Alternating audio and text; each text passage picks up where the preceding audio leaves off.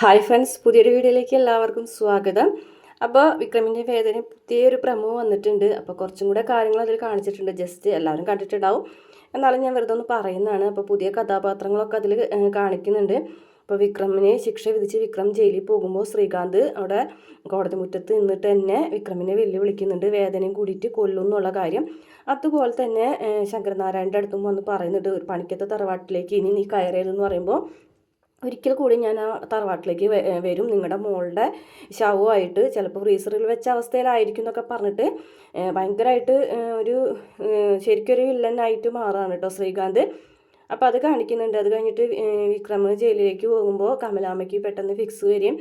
ഭയങ്കരമായിട്ട് എല്ലാവരും ടെൻഷൻ അടിക്കുക, ഹോസ്പിറ്റലിൽ അഡ്മിറ്റ് ചെയ്യുകയൊക്കെ ചെയ്യുന്ന ഭാഗങ്ങളൊക്കെ കാണിക്കുന്നുണ്ട്. പിന്നെ വിക്രമിനെ ജയിലിൽ പോയി കാണുന്നുണ്ട് കമലാമ്മയും മാഷും കൂടിയിട്ട്.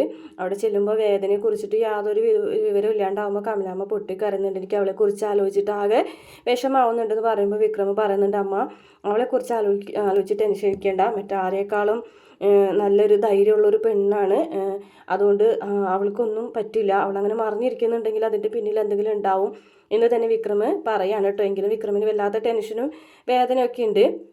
വേദയാണെന്നുണ്ടെങ്കിൽ തൻ്റെ കൂട്ടുകാരിയുടെ അടുത്തേക്കാണ് പോയിട്ടുള്ളത്.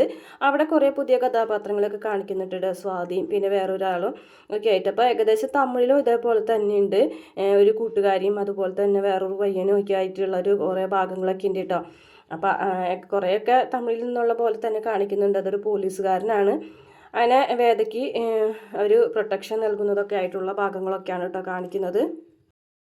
വേദന പ്രസവമൊക്കെ കാണിക്കുന്നുണ്ട്. അതുപോലെ തന്നെ വേദന കൊല്ലാനായിട്ട് ഗുണ്ടകളെ പിന്നിൽ കൂടെ തന്നെ ഉള്ളതായിട്ടാണ് കേട്ടോ കാണിക്കുന്നത്. ഹോസ്പിറ്റലിൽ വരെ വേദ ഗുണ്ടകളെ പേടിച്ച് നിൽക്കുന്നതൊക്കെ ആയിട്ടുള്ള ഭാഗങ്ങൾ കാണിക്കുന്നുണ്ട്. അങ്ങനെ ഒരു പെൺകുഞ്ഞിനെ ഒരു ജന്മം നൽകുകയാണ് കേട്ടോ വേദ.